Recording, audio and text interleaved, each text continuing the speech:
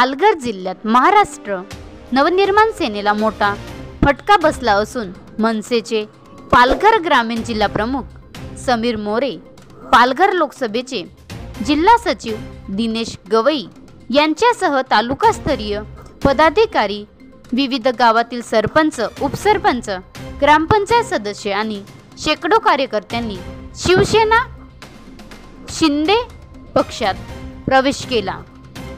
या पक्षप्रवेशांचा कार्यक्रम ठाण्याच्या टेंभी नाका येथील शिवसेना मुख्यालयात उपमुख्यमंत्री एकनाथ शिंदे यांच्या उपस्थितीत पार पडला।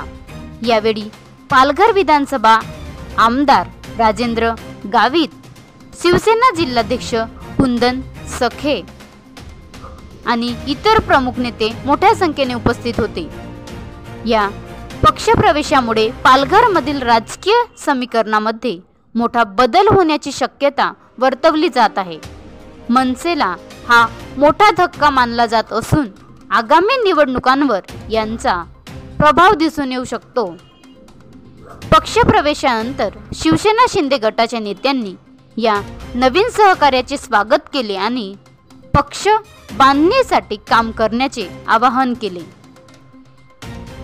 महाराष्ट्र लाईव्ह न्यूज राज्य प्रतिनिधी शैलेश तांबडा, पालघर। विद्यार्थी सेनेची ॲडव्होकेट आहे, त्यांचा प्रवेश होतोय। चेतन पाटील आणि पुर्यावर सिद्धेश महाले,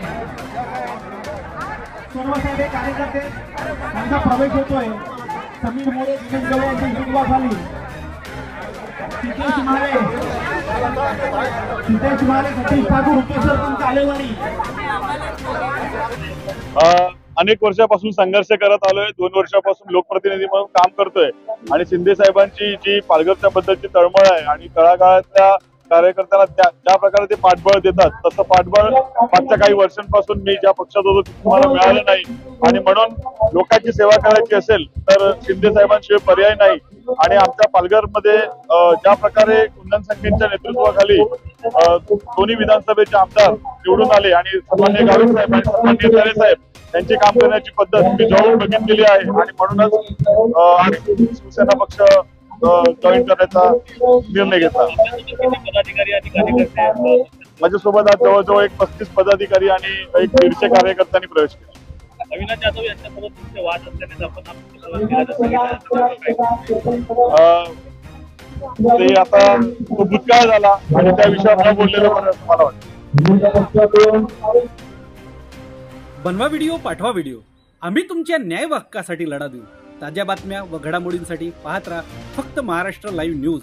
आजच आमच्या चॅनलला सबस्क्राईब करा, शेअर करा, कमेंट करा आणि हो, बेल आयकॉन दबायला विसरू नका।